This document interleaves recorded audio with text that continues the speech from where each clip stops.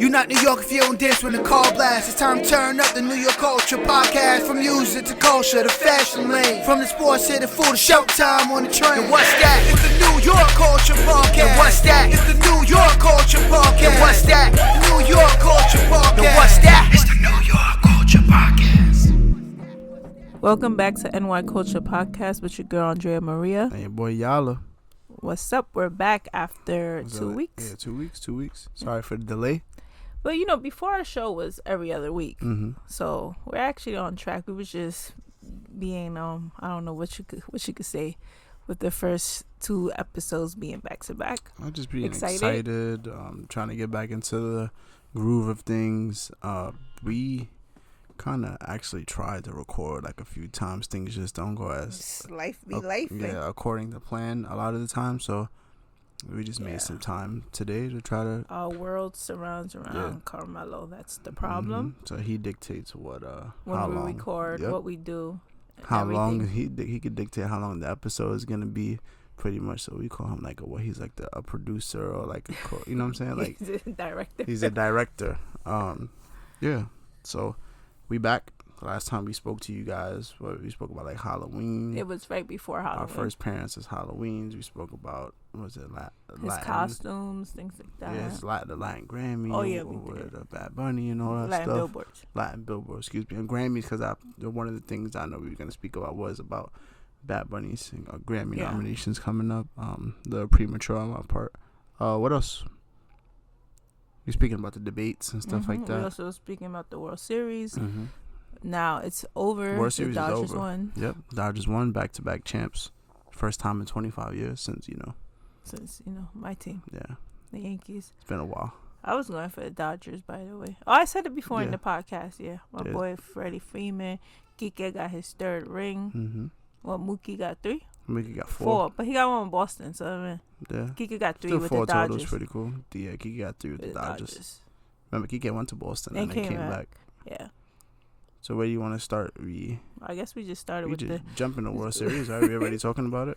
Yeah, it was a crazy World Series. Game 7 was like one of the best games. Yeah, that was very, very entertaining. I'm not gonna lie. Even sometimes you like bummed out. You're like, oh, my team is not in it, so it's like I'm a salty. But like it was really. It was a good. Yeah, series it was really good to the end. Literally to the end. It was. I don't know. It really looked like it was gonna go in the Blue Jays' favor.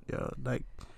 They took that game 1. I think the last time we spoke was game 1. We spoke about the Barger pinch hit grand slam and all that stuff, and then I don't think we covered any of the other games.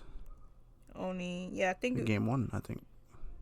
So then what game? We talked about the grand slam because we was talking about the whole Denny's situation. Yep. Cut the check, Denny's. Game 2, they had Yamamoto. He threw a complete game. Got the dub, and then they moved on. What's it? Game 3. That was in LA.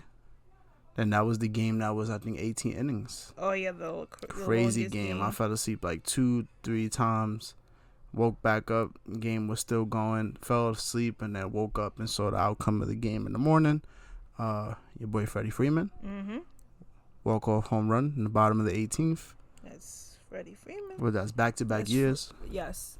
Because he did it to us. Unfortunately. Yeah. Who's it? Nestor, right? Yeah, it was Nestor. And they brought in Nestor. He gave him that fastball down the middle, walk-off grand slam. They walked Mookie. To pitch to Freddie. Like that, that doesn't even make sense. It was an amazing idea. Yes. You know what? I would have did that. I would have pitched to Mookie this postseason because Mookie ain't do nothing this postseason at all. He got like that. What was it game? Was it game like 6? Game 6, he got that 2 RBI single, but other than that, he really didn't do anything. His defense was big though. Yeah. So what was that? Game 3 was the 18 inning game. Freeman with the walk-off home run. Ohtani reached base 9 times. So 2 home runs, 2 doubles, and 5 walks. I think 4 of the walks were intentional. Straight point to first base. Like, we don't even want you hitting. Just send him to first base. That was pretty impressive. And I think game 4, Blue Jays won 6-2. And then game 5, Blue Jays won again. So now it's like, they really like on fire. I guess really not looking good for the Dodgers. And a young pitcher, Trey Savage, I think had like 12 strikeouts in like 6-7 innings. But yeah, then they went back to Toronto. What, up 3-2? Was it? Yeah, they just needed one more game. And then game 6, Money Yamamoto. I don't know. You gotta come up with a Yoshi. nickname. Yeah, you gotta come up with Yoshi. You gotta come up with a nickname for that man. That man is insane. See, boy, I took what I said. So Otani had what to do, a game to impress me. He's great. Which game was that? That was game 7. Yeah. That was I game know 7. Otani is great or whatever. Like, but anyhow, it was the game he. It was game 7. It was game 7. Remember, no. he started pitching. He was a starter pitcher for game 7. I would say he needs to sit here and impress me. So, and then who had to come out? Yoshi. Yeah, so game 6. That's when Yamamoto had 6 innings, gave up 1 run. And Mookie finally gets the 2 RBI single, the biggest hit of the postseason. But it was how that game ended. That had both of us out of our seats. Like, we was mad hype, and it wasn't even our team playing. I think it was, I can't remember the batter. They had like a little, I don't want to say a little, but maybe a line drive, I think it might have been. And Kike was just playing he wasn't playing like normal, like length of the field. Like, I felt like he was like a little more pushed up to where he was able to field it and shoot it straight to Rojas at second. But that was big. That was huge. Like, to end that, the Blue Jays threatening.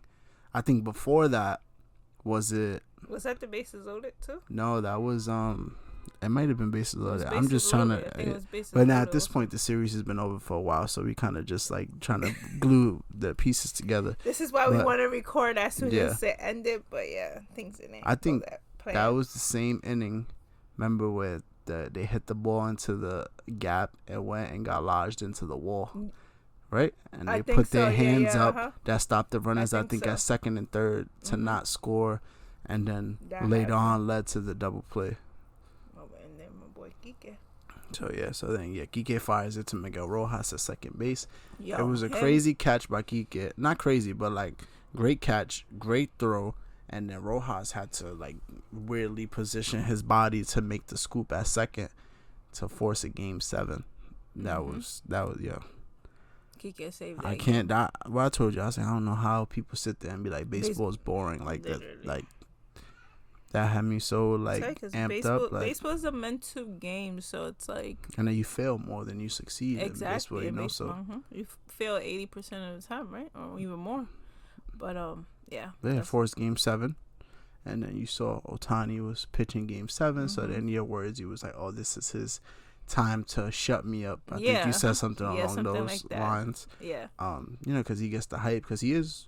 I'm not saying he's. We all know he's like the best player in the game. Judge is the best hitter in the game. He's the best player in the game all around. But I just like talk my stuff sometimes. And I just feel like they be always hyping it. So once you like do that too much, I'm like, I need to see this for my own eyes. I don't follow him like that, so it's like we had a lot of time where he wasn't even in the playoffs. He didn't sniff the playoffs with the Angels. So exactly, it's like, he was with the. But look, it's 2 postseasons with the Dodgers back-to-back chips. So that's gonna only like increase the hype and his resume and stuff like that. So game 7, Shohei pitch. Shohei did not have a great outing. It's game 7, so you get pulled earlier than usual. Sometimes they'll give you more of a leash. Hands is on deck. Everyone's available. They had said before the game that all the Dodgers starters were available, from Snell to even Kershaw. Who else? Kershaw was even warming up at some point. But during the game, in the 3rd inning, Bo Bichette, 3-run home run. Right? So Toronto is rocking. It's looking like, yo, this is it for them. It's looking really good. And then Jimenez, he hit an RBI double in the 6th, and it's 4-2. Then we're like, damn, the Dodgers are really on the ropes. They about to go out like this. One of the unsung heroes. Like, they got a lot of guys just like MVPs. They remind me of the Yankees from back in the day when you had like a Scott Brosius come up and get a big hit, or a Chuck Knobloch. Like, it wasn't like major stars. So like in their case, it's Max Muncy. Max Muncy hits that home run in the 8th. I was like, oh, all right, now they getting it more in reach. And then they was down 1 in the 9th. And then Miguel Rojas. Another one. Just 2 guys right there. You're not really expecting to come up and get the big hits to home runs. Better yet, to come. Rojas, I heard him in the interview. He was like, my job, I'm just thinking get on base for Shohei because he's batting ninth. Shohei's leading off, so it's like, yo, let me just do my job, pass the baton to the. My boy saved the game in Game 6 and Game 7. Yo, but he also saved it in extras. And So he hit the home run to tie the game. He was the first player to ever hit a game tying home run in the ninth of Game 7 World Series. Then he comes up. Toronto has a chance to get out of this and win. What they had, bases loaded? I think it was bases loaded, right? They hit a ground ball to Miguel Rojas at second. He shoots it home, out. Like they were inches away from winning the World Series. And then after that, I think the next batter might have flew out or something like that. But it was like, who came in to come save the day again? My boy Yamamoto. Yep. And even Blake Snell made an appearance too. But then Yamamoto came and he's the one that got the win at the end of the game. Yeah. Like, so he came up clutch again, and then the Jays were threatening again, and then the person that's been showing up with his defense the whole postseason, Mookie Betts, turns the double play and they won the World Series in Toronto, Game 7. And Vladimir Guerrero was crying. So that was his karma. And then, in my head and all on social media where you see the Blue Jays lose, right? That's that karma. Because at the end of the day, Big Boppy could do that. He could sit here and joke around. Because at the end of the day, he owned the Yankees at one point. Let's be for real. Yeah. And he got chips. And 04, let's not forget how he killed the Yankees back then. So he can say all of these things. If there's anybody that's gonna crap on the Yankees, David Ortiz. He'll get it. Yeah, you can let him get that. But you haven't even won nothing. Like we know you hit against the Yankees, but you don't even have a chip. You don't got nothing. And you out here talking about the Yankees. So he's always had like good showings against us, and then it's like, oh, now he finally did it in the playoffs, so I could get being hype and stuff like that. But it's karma. You went, you was talking that stuff because you beat us, and now look, phenomenal postseason. Oh, great, great. I know that Toronto's glad they re-signed him for that money, but at the end of the day, and they made it far. The game humbles you. Maybe that's the start of something for years to come in Toronto. Who's to say they're not contenders for the next couple years? Or so they have a great team. Hopefully they don't go back to being how they was before when they had Donaldson and Bautista and Encarnacion. They was always in the playoffs and they never made it. Now it's like, oh, they made it to the World Series. Hopefully they could keep that group of guys together, like Ernie Clement and Vladdy and Bo Bichette's a free agent now. What's the one that looks like Boo? Ernie Clement. Ernie Clement. You got Addison Barger. You got the young pitcher Trey Savage. So Toronto. He almost won it for them. Yeah, they look really good. Just to give them their props, give them their flowers. But at the end of the day, Dodgers win back to back, crazy fashion. Yamamoto gets the World Series MVP. Just greatly deserved. If he didn't win, 3 games? He won 3 games in the series, 2 as a starter, 1 as out the bullpen. And he came out on 0 days rest after pitching Game 6. 3 wins in the World Series. Who was the last person to do that? I don't know. I think it was Randy Johnson. What was him? He did the back-to-back complete games. So that was the first since who was it? Was it? I showed this to you. Was it like Schilling or somebody? It was Randy Johnson or Kurt Schilling. One of the two. Let me see. Let me fact check it out. It was 0-1. It was against the Yankees. Let me fact check. Yeah, it was Kurt Schilling. It's Kurt Schilling. First pitch is Kurt Schilling in 2001. I had back-to-back complete games in the postseason. See, I could tell you, he impressed me. I could tell you that for a fact. He's a dog, for real, for real. He deserved that. He deserved that MVP.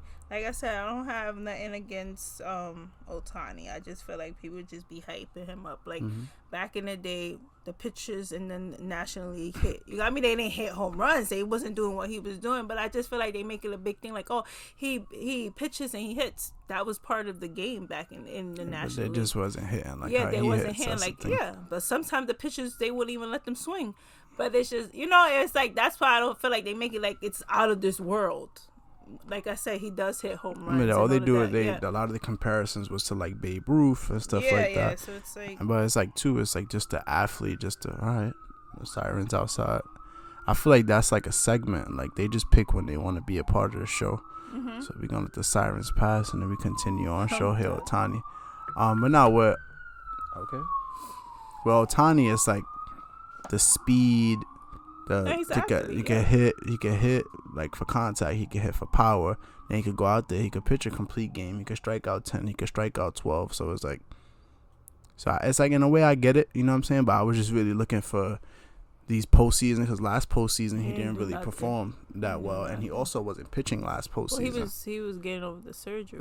So he was only hitting last postseason. So now this postseason he showed up offensively, and then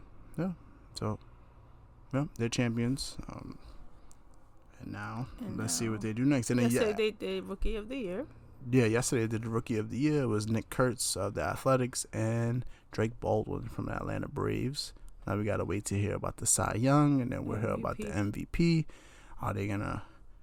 In my opinion, give it to Judge, or are they gonna rob Judge and give it to the other guy? That should be very interesting.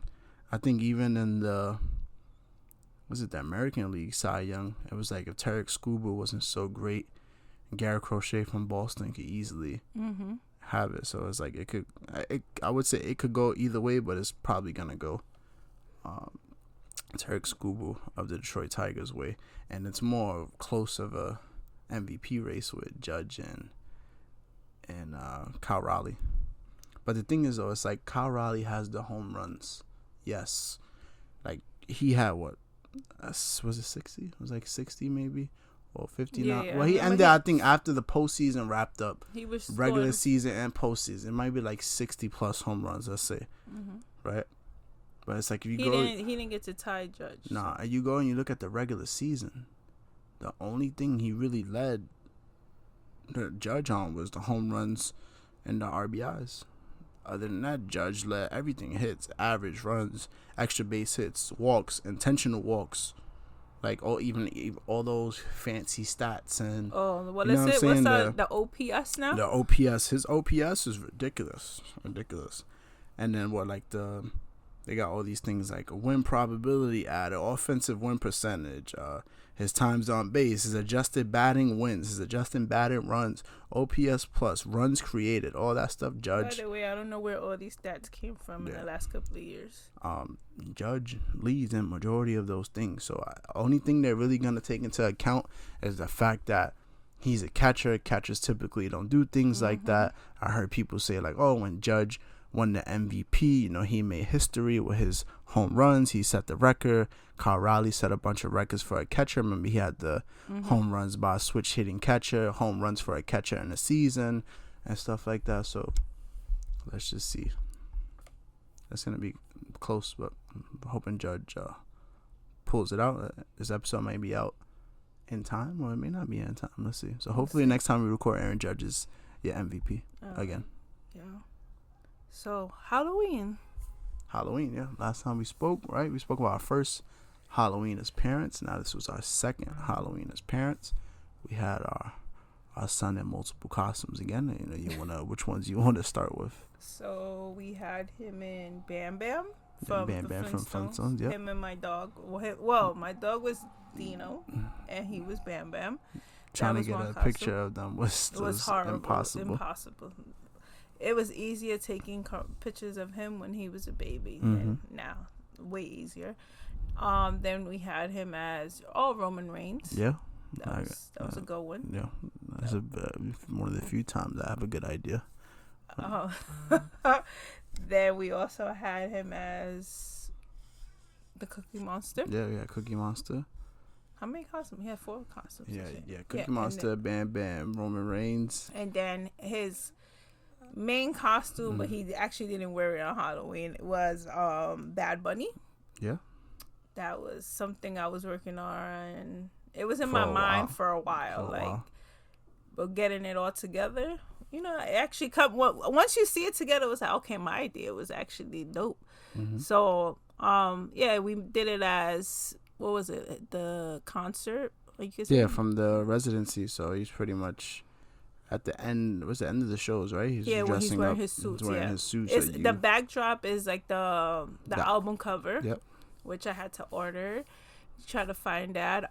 Then we had to find a plastic chair, which I found, and then his godparents had to sand down and paint it white for the shoot the night before. Shout out to the godparents. Yeah, shout out to his godparents. And then well, he has multiple godparents, but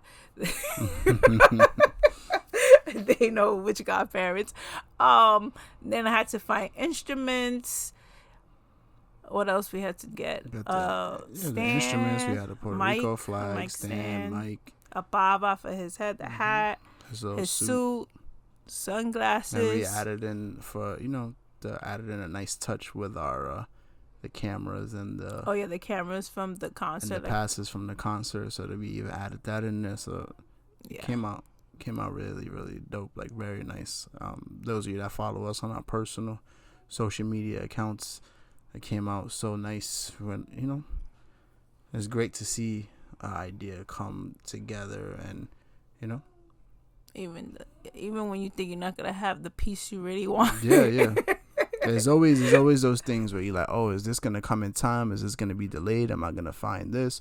Do I have to use a backup option and go and get something else? So that's usually the story when it comes to these things. Yeah, because our backdrop came late, so our photo shoot. Yeah, photo shoot got pushed back. We literally did the photo shoot 2 days before Halloween, was it? I think it was Tuesday. So 3 days before Halloween? 3 days before Halloween. Yeah, so we had to take the pictures, map and more photos. Took our pictures again, and then we had to harass him to make sure they was until we got them on Halloween to post.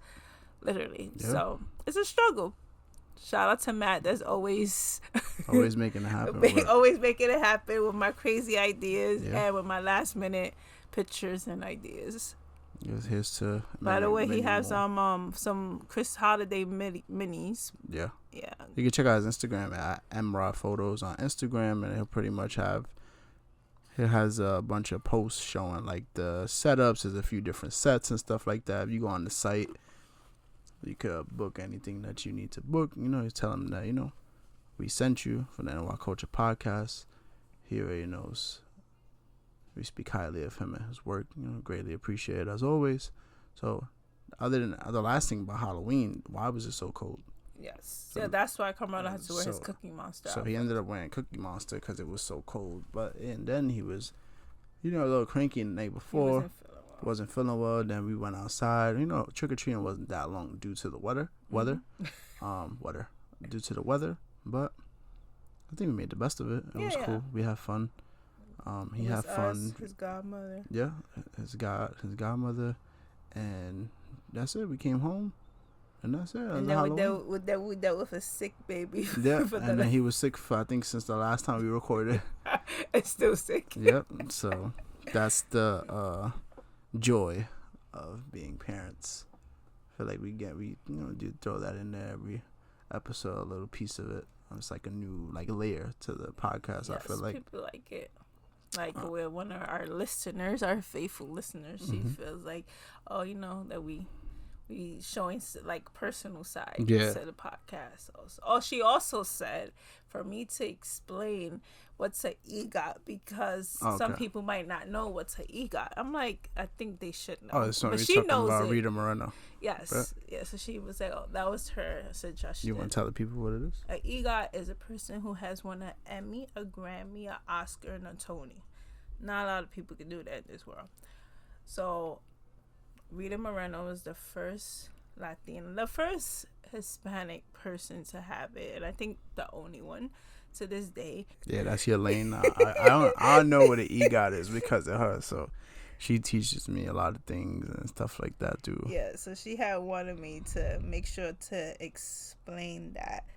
Nice. And then we of course drive myself crazy if you're just listening to this, you listen to the last episode, we spoke about Rita Moreno because she presented Bad Bunny with an award at the Latin Billboards. Yeah, and I was trying to explain why it was such a big thing that she was the one who presented it to him because everything she went through in the past, even her marching with Martin Luther King. I didn't mention that, her marching with Martin Luther King and all of this stuff. It's she went through all of this, and to see where Bad Bunny is at, where he's this big major star, where he's about to he's about to perform at the Super Bowl. But anyhow, yeah, so Rita Moreno. If you don't know who she is, she's like 90 years old. Literally, how old is she? She's about to hit 90. I know. Her birthday is in December. She's also a Sag, like me. Yeah, I love those Sages, yes, right? Definitely. And she's been acting. She's for 93. Years. 93. Look at that. She's supposed to be 94. She's still out here. She was born in 1931. That's crazy. She's been in the game. She's seen it all. But that's my thing. That's how crazy it is. Like how big it is that she's seen it all. And for her to be there to give Bad Bunny that award, I feel like that was a dope moment. And like I said, I felt it was bigger than Mark Anthony coming out to perform Preciosa in Puerto Rico. People might defer, but let me say briefly, just to run back to Bad Bunny. He's nominated for, what was it, like six Grammy nominations? Yeah, he got Record of the Year. Yeah, he's coming. Album of the Year. Yeah, nominated for Record of the Year, Album of the Year, Song of the Year, Best Global Music Performance, Best Album Cover, and Best Música Urbana Album. Obviously, he's gonna get the Música Urbana. Who the hell else they gonna give it to? That's a good question. Yeah, let's see how it goes. The thing is, you can't even get hyped for stuff like this because you end up getting robbed. I will never forget the year Despacito came out. Despacito broke every record a song could break, and they still didn't give them Song of the Year. Or it was Song of the Year, Record of the Year. So there's still racism out there, as you can see. But like I said, I hope he wins them all. But let's see how it goes. At least a good 3 out of 6 would be dope. You know what I'm saying? He's definitely getting, the Latin urban music. If you who the hell they gonna give it to? Who else? Karol G. Karol G ain't Bad Bunny. Yeah, she's dope, but she ain't Bad Bunny. Yeah, let's see. And what we got? We got a whole bunch of so much stuff that we've been just sitting on waiting. Like, all right, we gonna talk about this. Something that hits close for you. Because I know you love Starbucks and stuff like that. The bear, this whole you can tell the people more about it because I just know because your love for Starbucks. The Bearista cup. So Starbucks holiday stuff came out. They had like a holiday drop, right? Yeah, it's like their holiday drinks came out, and also the cups. Actually, it's Red Cup Day on Thursday. By the way, you could get your free Red Cup. But so they dropped these cups. There was like a Hello Kitty line, and this cup that's a glass bear. It's a cute cup. I'm usually not a cup person, whatever. Like I hate water bottles. I hate cups because I feel like everything always have a taste. But anyway, that's another story. So I wanted the cup. I go to my Starbucks. They're like, oh, they sold that at 5 a.m. I'm like, how? Don't y'all open at 5 a.m? I didn't think it was gonna be that crazy. Then I hear everyone else is saying that they sold that at 5 a.m. But I think every store only got like 2 or 3, they were saying. So now it's like a whole frenzy where people are reselling these $30 cups for like $300. For at least like $250. Yeah. At like the lowest you can find is anywhere from $200 to $250, and prices go up and up. So, but by the way, you can find it's probably the same manufacturer on Amazon. They were selling the cup. Is literally the same cup, just without the Starbucks logo. But I think it's already sold out. It is a very nice cup. Very nice cup, though. Yeah, and that's also cool. People using honey bottles. So there's been a frenzy over that and stuff like that. That's a very hot topic right now. So I figure, Starbucks is your thing. I figure, we always talking about. Starbucks need to send me the check. No, for sure. You know how much money I spend on them? Like literally, I spend at least $17 a day, and that's at least. That's if I go once that day, at least. You know how much is that? Remember how I don't know if you remember. Chipotle was giving out like those like lifetime cards. There was a point where they were giving out, I don't know if it's like celebrities and stuff like that, like you have unlimited Chipotle and stuff like that. Starbucks, send that, please. Literally, I literally pay. I swear, I pay people their rent, especially the one by me. I pay their rent, or I pay a couple of people's salaries as much as I go to Starbucks. So they should just give me the cup. That's all. Word. They could just give me the cup. There's people online work from 11 p.m. Yeah, there was one guy, he was like 11 o'clock, but that store had more because he got to get 3. Yeah, you seen he got 3 and people were still grabbing. So I guess maybe stores also, by us maybe only got a few. But then again, it's like the people who work there, they probably bought them too. So it's like they probably was holding them, and that's why they had to open. I could buy a $30 cup and I could flip it for like $300. Because I remember when people used to work in Foot Locker back in the day, they had to at least open up the store with one size of each. You got me? So now that's why we got this whole lottery thing going on with the sneakers. But yeah, I don't know why I'm talking about sneakers. Sneakers, that's a whole nother. Yeah, that we'll be there. We'll be here for 3 hours. And then what else we got going on? We got the whole government shutdown, which is causing a whole bunch of other things to. Shout out to people who voted for Trump. So we had the flight cancellations going crazy. Seriously. The delays, the cancellations. I read as of Tuesday, more than 1,100 flights have been canceled. More than 540 delayed. It's crazy, and it's the fact and then he tried to blame the Democrats. Oh, it's the Democrats. The Democrats don't want to agree, but the Democrats are not agreeing because you're trying to rob people for life insurance going up. Not life insurance, health insurance for like raising it 100%. You know, was that like that's crazy. So recently, those people weren't getting paid, right? Yeah, so people are not getting paid. Like the TSA is not getting paid. People are like, you're not getting food stamps. It's just crazy. Yeah, but the people I read something like the air traffic controllers, like the people that work and they fly the planes and all that stuff, like they starting to call out. Yeah. And because they're not getting paid, and that's why there's cancellations and delays. They're citing like stress as a big factor in it, and just like people have to pick up second jobs because they do like Uber. Yeah, because how long can we go without having this my main job, my career? I'm going to work every day. I'm not even getting paid. And it's like, oh, now I got to pick up a second job. Now I got to balance a second job and then go to work and deal with everything else that comes with the delayed flights and canceled flights. And now the holidays are coming up. So hopefully. Well, they kind of like they're going to revisit January. I think it's the 20th. So right now there's like, you could say probably a pause on the shutdown. But the Democrats agreed, and then like there's some Democrats that like are upset about it, like Bernie Sanders. But it's like they needed to open the government just because it's the holiday season and a lot of people don't have food. So how they gonna eat for the holidays or anything? So I felt like that they knew when to do the government shutdown. You get what I'm trying to say? Because they know they're not gonna let all these people not have food, like not have a meal.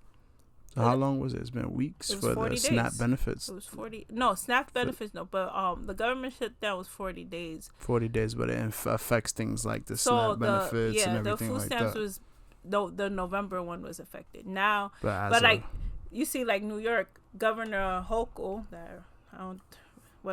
Governor Hochul, she used the emergency funds to release the food stamps. To November. Yeah, November. But if you don't have a governor like that, your state wasn't going to have nothing. Literally. Yeah, so it was New York and Jersey. I know who did it. Who knows what it looks like past November, right? Like if they don't come to an agreement and stuff like that. They have an agreement right now, but they're going to revisit in January. But that means everybody's health insurance is going to go up. And then it's going to be, I forgot how many thousands of people getting cut off Medicaid also. That sucks. Yeah. For Donald Trump and his peoples. That's been a debacle. The government shut down and all the other things that it's affecting and all the layoffs and all the different fields of work and stuff like that. Literally. It's going to get really ugly before it gets better. I could say that. Got a lot going on. Literally. And then... Yeah, other than that, one more thing I wanted to speak about that we had spoke about briefly, these dummies from Cleveland, the two pitchers. Oh yeah, they got caught up in the gambling stuff. Okay, I don't understand. Like, you out here making millions, and what was it? How much they was giving Clase? What do you mean? The bribes? No, the bribes. It said that they were allegedly taking bribes of $12,000 each. But Clase is getting money. That's what I'm saying. He's one of the top relievers in the game. I don't even understand why would you go and attempt to throw your whole career away for that. That's the other guy, Luis Ortiz, is like lesser known guy, maybe not making as much money. So I'm not saying you should be doing that, but maybe he needed it. Maybe you know what I'm saying. But I've been in that side of the world, like the baseball world, and a lot of these players, they live large and they live check by check. Like, so, I know one of these pitchers, a big pitcher, used to live check by check because he lives so large. So You never know. So they were both indicted by feds as a part of the sports betting and money laundering stuff, and they could face up to 65 years in prison. It's crazy. And now, too, so Ortiz was arrested and stuff like that. I haven't heard anything about Clase is currently not in U.S. custody. So maybe he's staying out of the United States or something. I don't know. But he got more money to play around with, like to get good lawyers. Yeah, they said there's no credible evidence that Luis knowingly did anything other than try to win games with every pitch and in every inning. That's what his attorney says. Luis looks forward to fighting these charges in court. But then he said there's like they have like proof. There's videos, I think I saw a video of Clase. He's throwing so many like uncompetitive pitches and pitches out the zone and stuff like that. And so one of the, because I've taken a break, but I did a lot of sports betting. One of the markets in sports betting is like the result of the first pitch. So first pitch, you could bet for it to be a strike. You could bet for it to be a ball, stuff like that. So that's something that they were looking into. And now the MLB just announced that the wagers on pitch level markets will be capped at $200. So they're trying to get ahead of the betting on first pitch stuff and stuff like that. So yeah, but hopefully these professional athletes stop getting caught up in all these betting scandals. We had that in the NBA too, with Blazers head coach Chauncey Billups and Terry Rozier. But Carmelo's calling. Yeah, he said the show is over. We will see you guys next time. I want to say next week and then things come up, but we will definitely see you guys next time. We appreciate the support always. Make sure y'all follow on social media at NY Culture Podcast. Subscribe. Catch us on all platforms. I'm out of here. Enjoy. Over and out.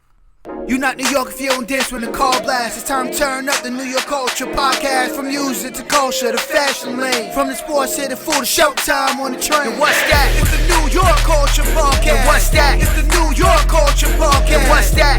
New York Culture Podcast. And what's that? It's the New York Culture Podcast.